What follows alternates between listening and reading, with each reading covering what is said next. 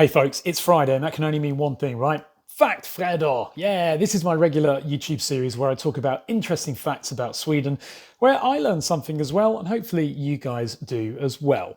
Today it's a really important one because it's about the name Sweden, which is of course the name that we give in English to the Swedish country Sverige, which is how you pronounce it in Swedish.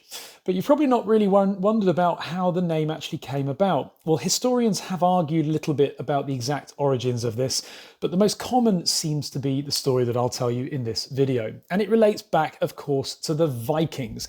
And by the way, in an old Norse language, Vikings actually means pirates, which is quite accurate considering what they did and how they behaved, etc.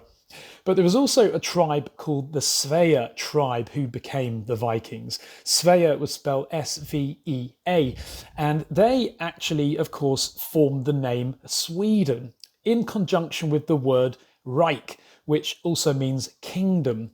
And so putting the two words together, Sverige became Sverige Kingdom, or Kingdom of the Sverige. In other words, they named the country after their tribe, which makes a lot of sense really, doesn't it?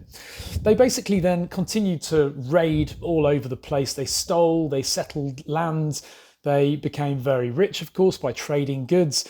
And then the Vikings eventually disappeared. They got turned into Christians and the rest is history. But that's basically how the word, it's at least assumed, came about from a combination of the name of the tribe Svea and Reich, or kingdom, which later in modern language became Sverige, or Sweden as we pronounce it in English.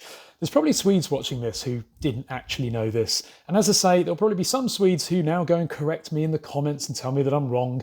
Well, as I say, historians have argued about this and disputed the original origins of the name, so no one can really be conclusive on it. But this is at least the most common story, and hopefully you found that interesting for Fact FREDAG. Comment below with your thoughts if you are interested, and hit that subscribe button below. Also, if there's any topics you'd like me to cover about living in Sweden, then do comment below with those, and I'll certainly feel free to publish a video all about it. Thanks very much for watching, folks.